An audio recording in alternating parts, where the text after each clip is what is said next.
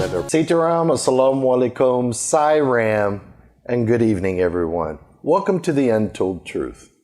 And today, I have Sivan Suku with me, and we have a hot discussion to talk about today. But today's topic, abnormal spiritual practices that are being done. So Sivan, welcome to the show. Thanks for having me, Master. And you know what we're going to talk about today. And for the first time, I'm going to let you start.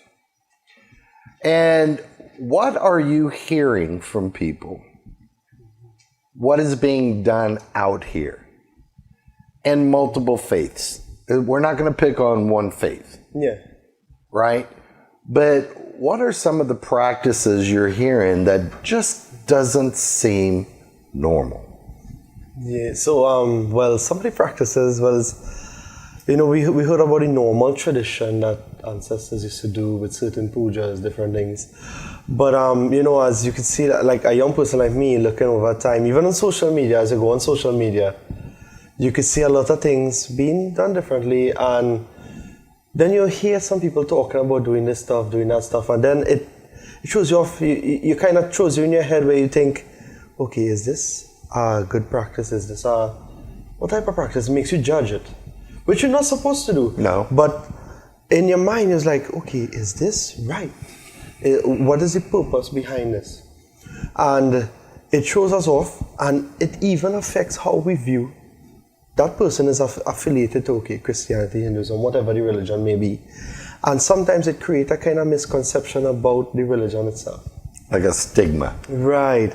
And you'll hear certain people talk about certain faiths, I won't call the name, but as they talk about it, or you call certain deities, they say, oh, this deity does do this deity does take that. And it shows off the whole understanding rather than the true essence. Because you see people doing all kind of things now. I heard some people, they said they're going to do something concerning like a sacrifice puja, blood for money. And they was talking about like cats and dogs, and I was like, okay, is this this is not the norm over here. This is not that. Some say, okay, we had to go to this spot at this time, and we had to be all undressed, and we had to do this, we had to bathe, we had to do, and you're asking yourself, okay, what is this connected to? Is it for the upliftment that God put for us, or is it for the upliftment that we want, desires? And it makes you wonder, okay, where is it here? And I know you have way more experience than me in this, you know, so that's just my take on it. Like, there's a lot of things being done, different things. You see people drawing all kind of stuff on the ground, and using all different type of, and I was saying even like blood, all different type of things. And what is the understanding behind that? Why do people do that? What is the purpose? It makes you question yourself. Well, let's take a step back a little bit. One thing that you mentioned, social media, right?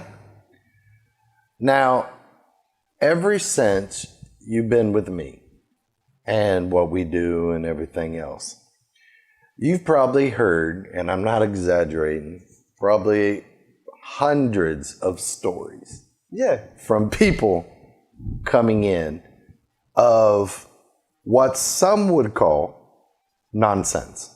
Yeah. Okay? Something that doesn't have to be done. And then we wonder, why was it done? Because it didn't work. And it actually, we saw it right here, where sometimes they do it, the current problem is still there, but it actually brings a ton of different issues. Correct.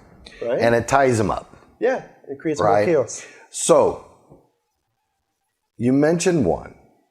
And we've had, and you know this, we've had multiple families come into us. And especially a woman, the mother, and a daughter. And they had to strip naked. Yeah. In front of people and receive what they call a spiritual bath. But when the spiritual bath was being given, the person given the spiritual bath, which was a male, was rubbing his hands all over their body, washing them down. Okay, one thing, that shows they don't have no experience. You can actually say the prayers into the mixture of water. Right. Okay, now you're infusing that water. Now, the person can go and bathe with the water. Now, if it's a real bad situation, in the past, they don't have to get naked. But my wife will go with the female and say the prayer, the mantra, as they're infusing with the water. Right? That's worst case scenario.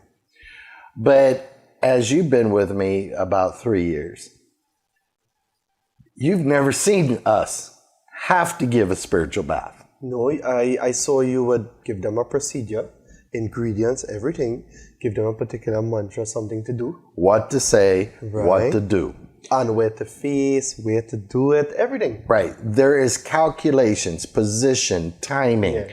Everything has to be done. You just can't set up and do it just so. Hey, I sound like a real Trini now. Yeah, just so. But, you know, these are things, some things that's being done. Now, let's get to the good ones. Many people, I can't say many, I would say probably about five persons has come in traumatized because their situation got worse. And what happened is the people took them to a cemetery at midnight, stripped them naked, laid them on top of the grave, staked their hands and feet into the ground, and they were smearing ash and blood and doing a ritual, right? Now, that emotionally distraught these people, okay? But they were so desperate at the time that they thought they had to go through this. What I'm telling you, everybody out there, you do not have to do these things to get your help, okay?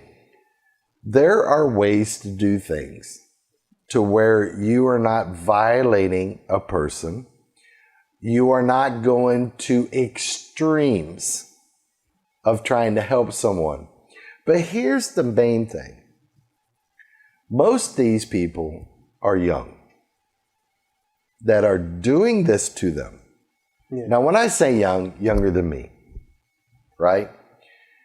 Some are in their 45, 48, some are less, right? Now, since you've been with me, you found out the hard way. You cannot do any of these things unless you have siddhi over that. True. So can you explain to the people, the viewers, what does siddhi mean? So, well, siddhi, if you were to translate it to layman understanding, it's really translated simply as power. But when you bring it back as power, it still loses meaning.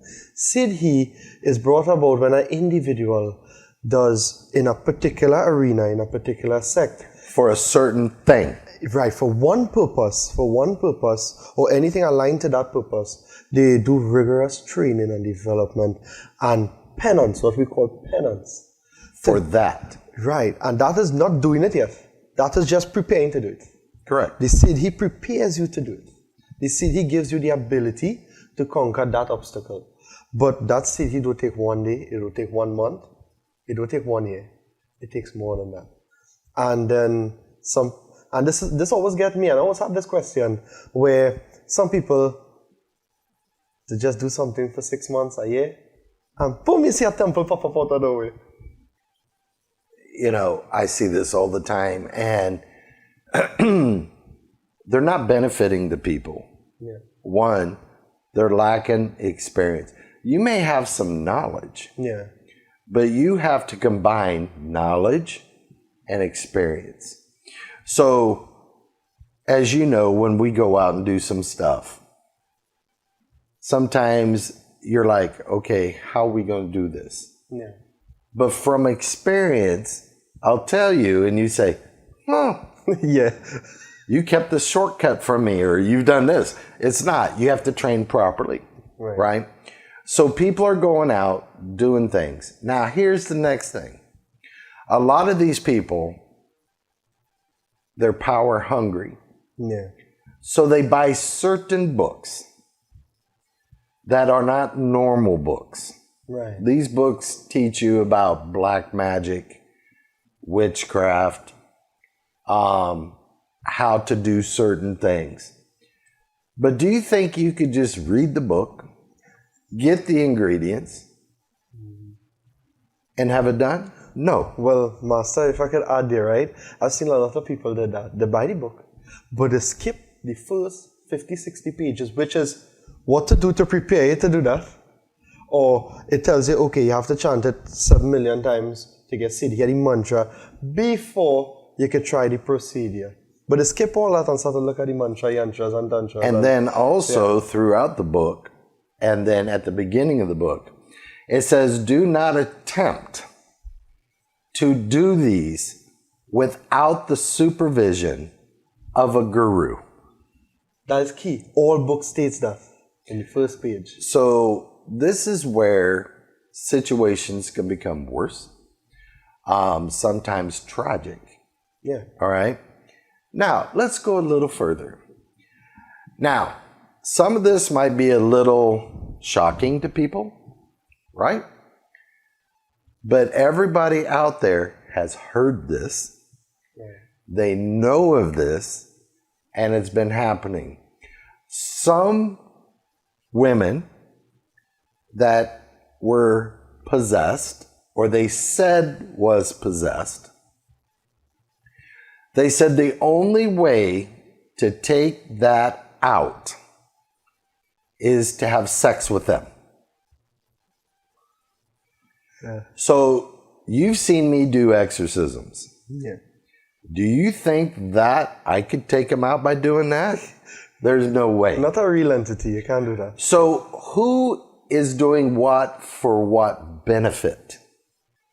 These are things that the public needs to know so that when they do go somewhere, if you notice, I'm not saying a religion. No. I'm keeping this broad. Why? This isn't happening in just one faith. No, not across the board. Across the board. Okay? So, I want to let everybody know, if anyone tells you and you think you have a spirit inside you, the only way to get it out is to have sex with you, run. Okay? You're not going to get help. Okay? So, certain things that is being done puts a stigma on a religion or a faith.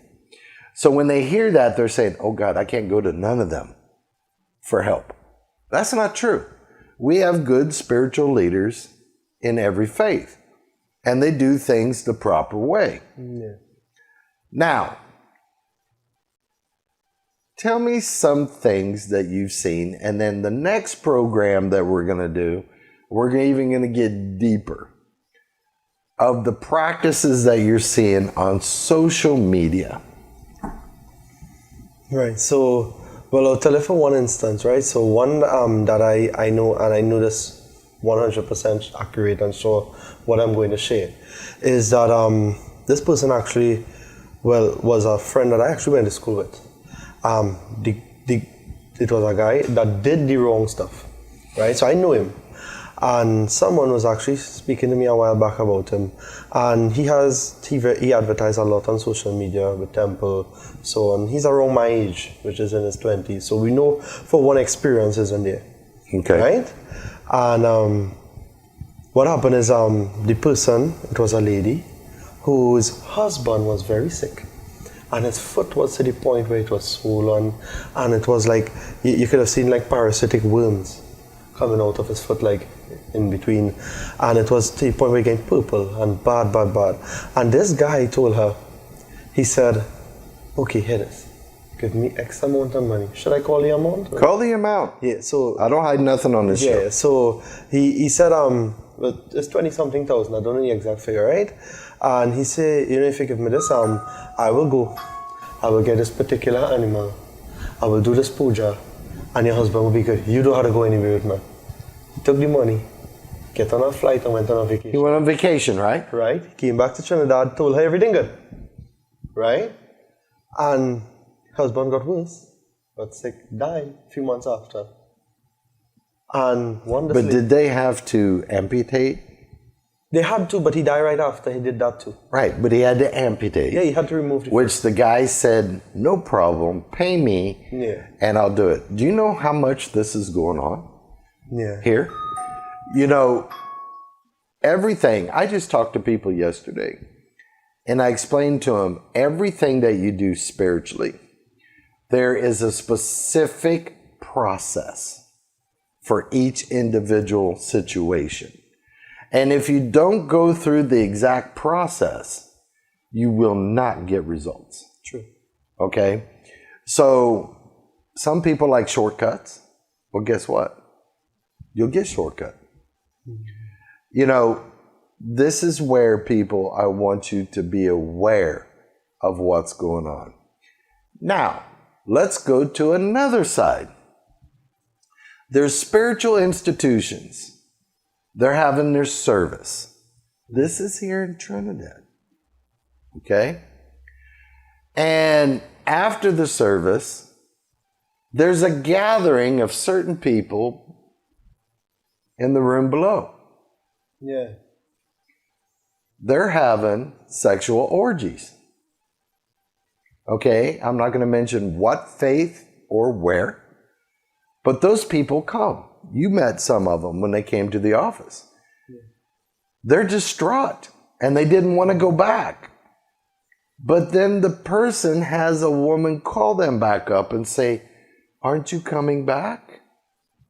You know, they make it feel or project that if you have sexual relations with them, they'll get blessed.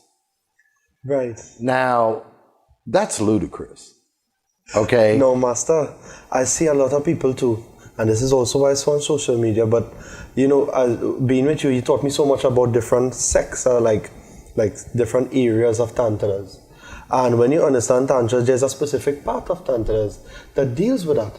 But sometimes some of them say they're doing that, but when you're doing that, people, you need to be trained when you're doing those type of things. Why? One, there's a specific part of tantras that require 3 generations of guru to be guiding you. Meaning that your guru must be on that part, your guru must be on that part, and his guru must be on that part to guide you properly. And it's not for the purpose of pleasure. It's for the purpose of using something called the sacral chakra to elevate your spiritual consciousness. Let me break that down a little more simple. That practice is to install 100% control Right. over your senses and desire. Right. There cannot be no satisfaction No. in that act. Okay? So what I'm trying to say, because I was also taught in that, right? But you're right.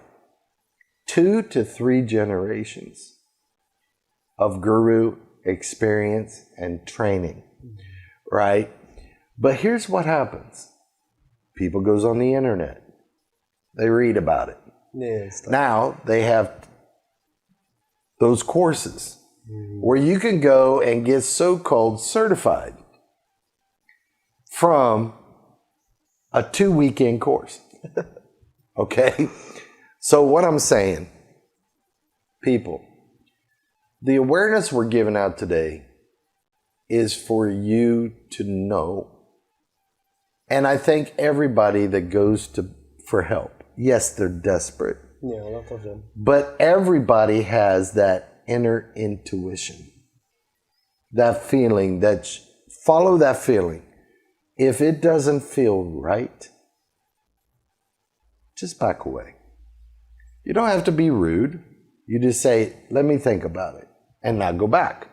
Right. You know, but I want people to understand there are normal practices and there is abnormal practices. Now, some people went for help and they ended up getting tied Yeah, we see that a lot. by the spiritual leaders. Okay? So, what do you think about that? Because you have firsthand knowledge about that. Yeah. What do you think about a person that's going through some devastational things and they're desperate, they're going to the spiritual person for help, and then they tie them? So now their whole life Messed up. goes to a standstill. What do you think about that? Well, I actually, for one, that's why I met you. I was tied. I didn't want to say that. That's up to you to. So I was spiritually tied, and folks, you know, I can just tell you a lot of the things that happens in your life quickly. When you are tied, there's no way you can move left, right, up, down. So you're stuck one way. If you're trying to go forward, you're stuck. Always like a string pulling you back. No matter where you go, you'll start to make headway, and something will bring you right back to where you start with a tie. I talk about relationship, family, friends, work. Everything in your life just becomes so stagnant in one spot, you start to get frustrated with the world around you. And then that now triggers you to think all kind of stuff, because from first-hand experience, things like suicidal thoughts will pop in because you don't see a purpose for you. You don't see a way of going forward. And there are a lot of people like that that don't even know that they are tired. So, and I knew something was wrong, but I didn't know I was tired until I met you. How many places did you go to many. try to get Many. So your help? I can't say because you didn't know you were identified as being tied. No, none of them told me that but you. Right. Yeah. So you went to quite a few places? All over. I just call areas, I won't call exact places, but No. I went Blancheshire side. I went Toko. I get bathed by the beach in Toko. I cannot go myself for a bathe, right? But I get bathed by the beach in Toko. But all kind of thing. But you wasn't naked, right? No, I had on. Yeah, I had on most of my clothes. Yeah. But I went every corner of Rosilac, Siparia, every part of Trinidad. I went Claxton Bay. I went all over. But for some reason, my family couldn't get help and I couldn't get help. Every time we reach, there's a spiritual issue. Come to here, do worship for 9 weeks, 15 weeks, blah, blah, blah, blah. And you'll come back and then we will let you know what to do next. And we did like that. And then in the process, one, you're already going through a lot of problem, cost factoring problem. Cost is the next problem, right? Your financial stability. No, but when you're tied, your finances are almost zero. Right. And then keeping up something like that, desperate, looking for help, frustrates you even more. And then last resort, I wasn't searching for somebody to fix me again. I had give up. And as my mom saw you on TV, and she said, Shiv, here it is. Just looking like somebody who will help you. I was like, man, oh God, you know how much people try to help me? And I was like, she said, let's go. So I take your number, call. Make the appointment, come. And within... But hold on. Your father knew us before that. Way before. Only to give us lotus for prayer. Yeah, look. He had access to lotus flowers. A lot, yeah. But that's all it was. It was, hi, how you doing? But keep going. Right, and then when I met Master, when I made the appointment, I come. First thing first, what showed me off was, you're not good to judge people, but I used to judge, right? But when I see a white man, that was the one ticket I was looking for, an opportunity to run, right? And I was like, okay, let me go in. Going in. Within less than 5 minutes, Master had already diagnosed me. And he was telling me all my problem, and all I had to do was give him a name. Nothing else, no date of birth, no, he didn't have to check a patra, he didn't have to do anything. He just sat there in a chair. And he was just smiling and telling me everything. And I was like, wait, boy, it's actually possible. There are people who can actually help you. But you were still skeptical at that time. Oh, yeah, still very skeptical. So then I had to prove to you. And you did something to me, Daddy. Yeah, and when you come and place your hand on mine, what I felt and saw, I never see that before. In my mind, closing my eyes or something, I never saw that. And that was my one ticket, hey, this person can help. And from there, it was a quick sailing process till today. And you forgot one thing. You sing. You do a lot of contests. Right. You know, competitions and things like that. They took your voice. Yeah, it was You really couldn't interesting. sing. Well, if you sang, you were croaking. Yeah, and You know, it wasn't as good as what you normally do. and I wasn't getting the response I wanted from like audience, things like that. But when I got Untied, that was a drastic change for even that part of my life, singing. Singing automatically got boost. Because maybe the tie was holding back everything, so I understand that. So, simple thing as being tied, and it's so easy to overlook a tie. Why? Because it happens so subtle but so intense at the same time. You can't tell if you're going to a spiritualist, you just think you're struggling. That's how it is for some people. So sometimes it's good to get checked out. So, again, what you went through, it was a process. Yeah. Everything you do, there's a process. And I want everybody out there to understand this. There's always hope. Now, being tied, there's single tie, double tie, and triple tie. Now, the triple ties, they've already tried to commit suicide. Yeah. And they weren't successful. But it gets that bad. All right? But I just want people to understand, evaluate who you're going to. Look at their record. Everybody has a record. Okay? References. Most people that come to us are referred by people that got their help. So right there, they have a little comfort, right? And I can't get past the white man thing. That always happens at the beginning. I'm used to that. But now,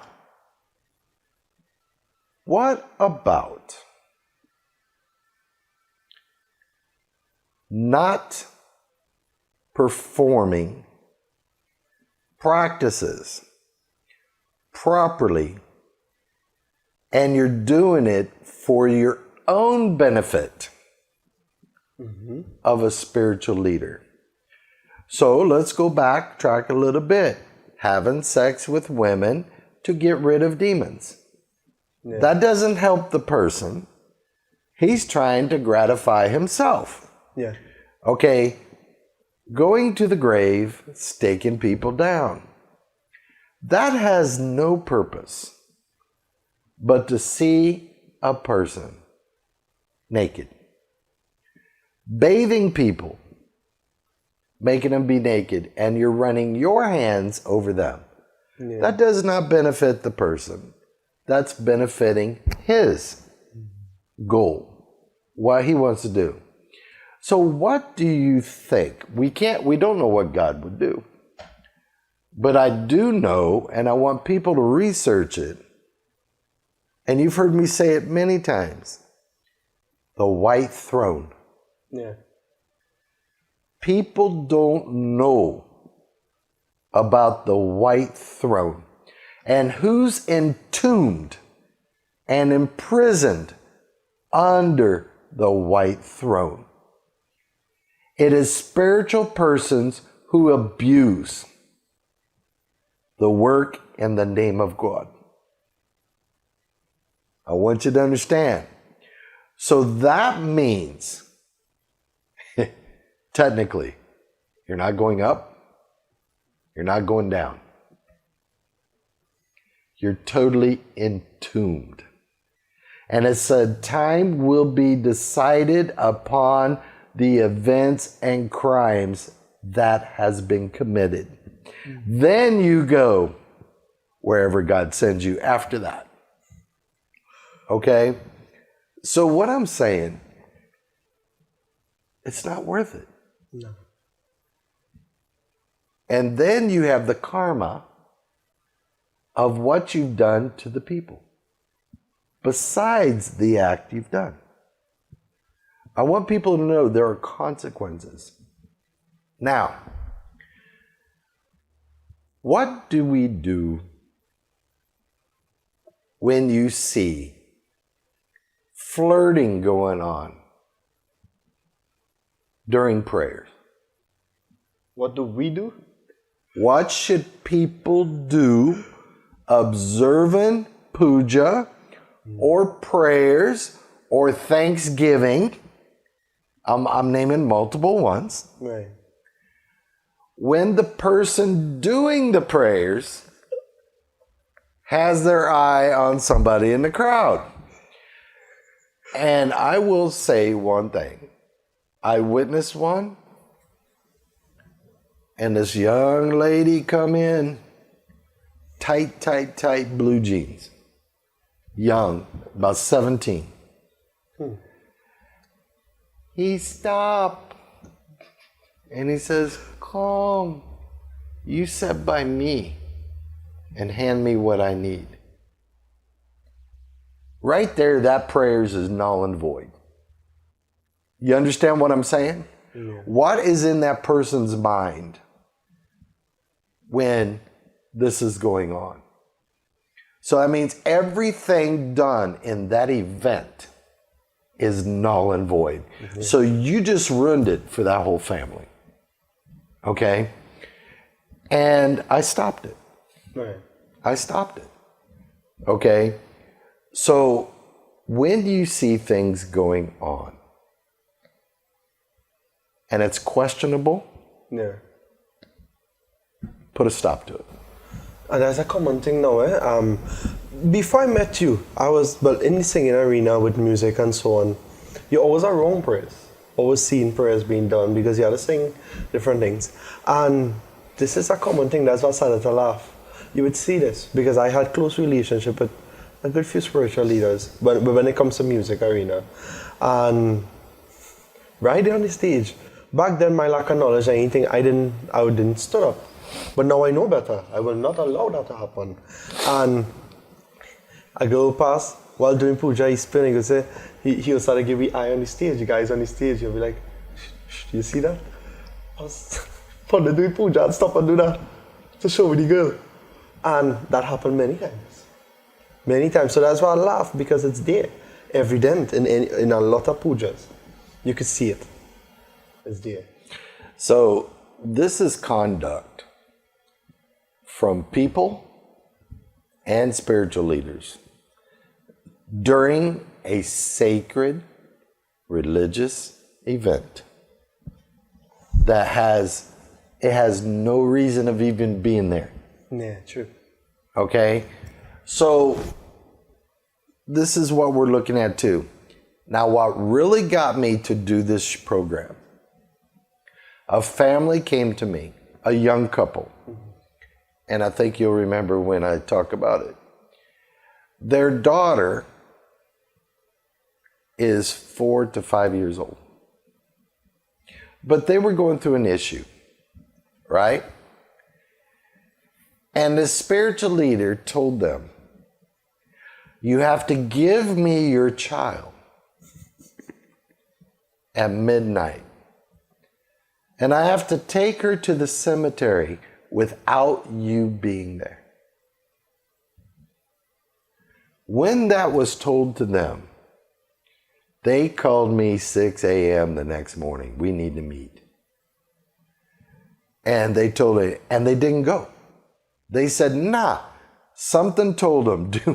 And that's a good parent. Mm-hmm. Do not listen to this spiritual leader, and I'm not giving you my child without me being there. Now, if that almost happened to them, how many families is going through this? And they didn't get their help. One thing, no religious leader should be around a child by themselves. Period. Even when you're working on someone has to be there. So you know me. Yeah. I will not even touch a female Or me. to help their arm or whatever without a female in the room. Yeah, true. Or a male for a male. Yeah. You understand what I'm saying? Two-person control. Right. Okay? So nobody can say anything. This is procedural practice that needs to be done. So, do you have anything more to add to what we're talking about? No, really, we basically covering like a lot of things that is actually happening. You know, and that's one thing I noticed about you in the beginning, where don't matter who it is, even if you know the guy you're going to work on, or the female, no matter how good you know them, you always made sure either me for a guy in the room or someone else. You always made sure that there's always a third person present observing, just to mitigate a situation like that. Because we all know sometimes a spiritual leader can be innocent, and also other people can say something. And they're framed. And then they are framed. So I've had that in the past, Okay. but I wasn't framed. Okay. They tempt you. Right. And as soon as the individual tried, I ended that session right away, told him get out and never come back. So what I'm saying, you have to be careful as a spiritual person.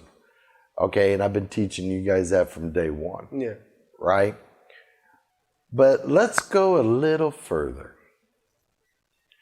What about installing these trip lines at people's homes? Yeah. By the gate, or if they have access, between the gate and when they walk into the house. Right. How many trip lines have we had to take out in the last month? A lot, actually. Yeah. So what a trip line is, people, a lot of times you'll have a problem. Like the person that had a bad foot and the worm's coming out. Yeah. And he's trying to take treatment. He's taking antibiotics. He's seeing doctors. He's going by spiritual people. But it keeps getting worse and worse. There's a trip line. Now that trip line is installed by a spiritual person for one reason. To take down that person. Yeah. Okay? No matter what you try to do, every time you cross it, it's reversing and making it worse. Okay? So, is that a good spiritual person? Think about it. True. You're causing pain, conflict, you're hurting the individual physically and spiritually. And you know they could hardly walk. You saw that. Yeah, and for one. The last one I did. Yeah, this and lady, as soon as we took that out, she started walking immediately. I told her, go ahead and walk across there, come back, walk around. And she was fine. Yeah, she was actually looking for the pain that she was getting. Correct. She couldn't find it. So what I'm trying to say, people, watch who you let on your property. When people come and you don't know them that well, like spiritual people, spiritual leader, just keep an eye on them. Make sure. Now, let's talk about infatuation. I've personally witnessed a spiritual leader. He's married, but he had 4 15-year-old girls from families that gave them his daughters, and they're pregnant with his baby. He infatuated the family, and he infatuated the girl.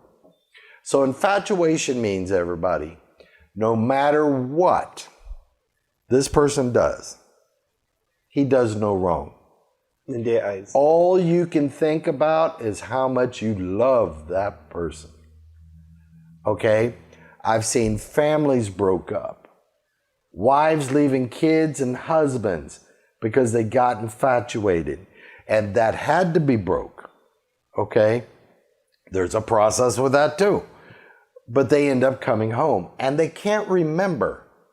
A lot of what happened. You can put them on a lie detector test. They will pass it. They will not remember what happened. Do you know, and you know this, how many hundreds of people are being infatuated? Yeah. Okay? That has to stop. Okay? Now, this takes a person that has some knowledge. Mm-hmm. You just can't read a book. Yeah. And you need siddhi and of certain infatuate. mantras. You need Exactly. siddhi of certain mantras, yeah. And these books that we were talking about Has those things there. has hundreds of different ways to infatuate someone. And what we're talking about for the benefit of people is things what they call Vashikara and Uchata. And all those things are sectors and different rituals that could be done. But the purpose of it wasn't for this what we're talking about. No. The purpose of it was for different things. Yeah. So this is where the public needs to know and start to voice their opinion. When something comes up and you think, what's he mumbling? What's he mumbling? Because my neighbor got infatuated, the wife. And I would say they're like a perfect couple. Right. You know, when you live by somebody, you can tell when they're fighting and when they're not because you can hear it. Yeah. Never. And they're always playing as a family, the kids and everything. But when she walked out one day after a guy just mumbled something, and she got daisy-eyed and just left with him. Then he come crying. He's like, what happened? That's not my wife, right? So what I'm trying to say, this happens, okay? Now, what about capturing souls of the new deceased and having them work for the spiritual leader? How many cases have you heard? And we know the people who doing it. Right. And also, I have seen, well, there are a lot of people doing it, and they specifically look out for funerals to do things like this. Or when people die, they go to visit the home and do things like this. And we even seen in the past, this guy was talking to me a few months ago. He was looking to get a tabish. But when he checked the tabish, the spiritually was telling him, there's a soul inside this particular. He uses soul to work it, to place in a tabish. So the soul works to protect the person. He ain't living a soul. And he said he wants no part of that. He can't have that. He can't have that working for him to protect him. He said, what are the consequences aligned with that? And if I accept that, then I accept that consequences as well that come with it. How are they feeding or energizing that soul, if that's true? That's the thing. And if you don't, there are consequences to pay. Okay, so again, some people would go for it. Why? Wow, I have my own guardian. Yeah. He's with me all the time. But it's a deceased soul that was captured and working as a slave. We know this can happen. That's why a lot of people has us go to the cremation or the funeral and say the ancient prayers for the protection of the soul. Okay? Till it is on its journey. Now, you know the case, and I've talked about it last year briefly, when the people had me go to make sure that person's soul wasn't captured. Then there was a woman, 45 degrees from me, wearing all black. She was mumbling. But you know how we can pick up the energy. Yeah, as it's traveling, yeah. And I told my wife, I said, there's one right there. There's one right there. She's trying to get that soul, right? When she spotted me, she moved this way. Now, in order to counter, you have to be directly across. So when she moved, I move, right? This person was a spiritual person and had knowledge. She wanted that soul. Yeah. She wanted that soul to benefit her and to work for her, right? It didn't happen. So, people, take precautions no matter what. Because in the prayers that's being done at a cremation or a funeral, especially Christian or Catholic, they don't do the sacred protection mantra. True. Right? So it needs to be done. Okay? Now, what about the people who, spiritual leaders, that goes before, takes a couple bones, ashes from the cremation to use it? Yeah, so, wow. And the skull. That's happening too. Yeah. Right? I want you people to understand there can be no good coming by a lot of these practices that we are given today on the show. True. Okay? We're going to get some heat from saying this. When I did it on radio, wasn't an hour off the program. Station getting calls, threats, right? And when they told me, I laughed. And they said, what? I said, I'm not scared. I'm not worried. Why? They just blew their cover. Yeah, it is a lot of In Psychology 101, first thing you learn, when you mention something and somebody gets so irate about it, they're guilty. So, and then we had a meeting with the people, and I told the person it was you and it was your relative. So don't come at me with that. You understand what I'm saying? Yeah. Before you can say something, you got to have your facts. Right. And I had the actual person that they did it with. Right. Okay? So, and we had affidavits, right? But people, this program tonight is just to give you awareness. Just don't be that, you know, that little puppy dog or stuff you have on your dash of your car. Yeah. And when it hits a bump, it goes like The this. bubble head. Don't be one of them.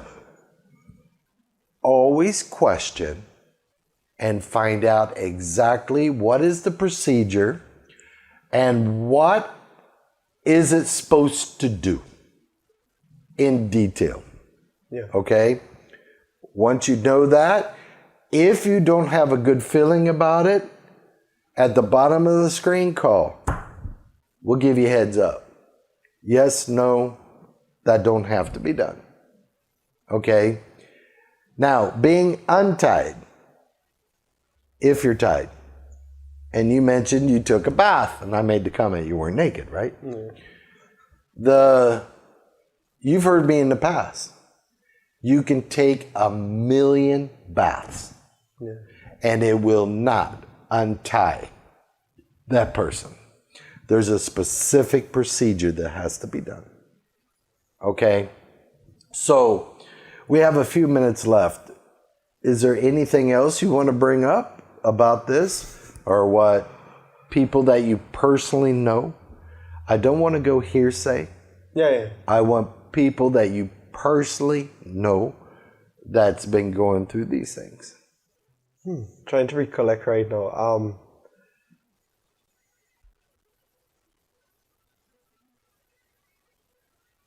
I think of it. I got one. If people are vegetarian, they have never, even their parents and grandparents, have done blood sacrifice. But they're going through a problem, a situation. That has happened a lot, actually. You see how many come in the office, Yeah. okay? And when they went to the people, the first thing that come out of their head, you have to do blood sacrifice. Yeah. You have to give a goat or a hog or whatever, right? First of all, I ask them, did they tell you why you had to go that route? Because there's many different processes you could do without doing that. Number two, Did they specifically tell you, is this a one-time thing? Or are you bound every 3 years or year or whatever to keep it up? And if you don't keep it up, what could be the consequences? But you understand what I'm saying? So now, you are taking people that only know sada, and you're telling me they need to do blood. That shows me they have zero knowledge. Zero. I could bring the book out, and the book will tell you, those who eat meat may do blood sacrifice. Did it say vegan, vegetarian, all that? No. Those who eat meat, right? And if people want to know, I'll give you a thing. It's a big orange book, this thick. And it's all about the Devi. Okay? So what I'm trying to say, are we misguiding people? This is where knowledge comes in. All sorts of people are going to come for help. So you need to know as much as possible about the procedures of blood sacrifice. What are the penalties? About the deities. What are the repercussions? And then you also need to know, what is the sada equivalent to that? So you know there's ancient prayers that you do sada, which is just as powerful. You get the same so result. you don't have to do the blood. But Master, I think a lot of people don't understand that blood pattern. They always hear somebody say, okay, how to do this, and they run and do it. If you check like in the book, we talk about in the book, and I got the opportunity to read part of the book, and it spoke about you have to be spiritually qualified to do that. Exactly. Even the person who's going to do it, not the spiritual leader, that person, he has to be qualified to do that. Otherwise, there'll be an intense spiritual and physical fall for that person and their family. They'll get the same amount they was getting in positivity, they will get the same amount negative. And it's just not for that generation. No, it's up to 3 to 5 generations. 3 to 5 generations pass. So there's a penalty. So what I'm trying to say, everybody, we're running short on time. But this is just to give you a little bit. I've tried to let Siobhan give his point of view. I probably got another 100 different events in my mind that we've had to go through. But just beware what spiritual leaders are telling you you need to do. Use common sense. Common sense. And also, I want you, no matter what religion you're in, you have an idea of how God is from what you're told. Right. And you would probably have a good idea what these people are telling you. I don't think God would tell me to do that. There's something else I can do. Let me get a second opinion. There is nothing wrong, people, with getting a second opinion. All right? But everybody, we're almost out of time. One more thing. I can't resist. Right? When you are doing prayers, me and the pundit mentioned it before, this is still happening. So evidently people aren't seeing the program, or they're too embarrassed to approach the spiritual leader. But if a spiritual leader come, people, and he said prayers are done before he start, fire him. Tell him, do not come back. Don't even come near my family. All right? Prayers cannot be done before the prayers are done. Right? And prayers cannot be done in 35, 40 minutes. I'll have a show on that with the pundit. And we will prove. If you're having your puja done in 45 minutes, sorry. Okay? If you go by every step that's there. And that's how I ended up on radio. I challenged them on the radio. We went step by step and timing. I said, how long are we up to now? He said, 3 hours. I said, I ain't done. Right? And that's not taking a break, and you know that. Yeah. Okay? So make sure that you find someone that you're comfortable with. He don't seem like he's rushing you. And that he's not giving you bad advice that might tie you up or tie the family up.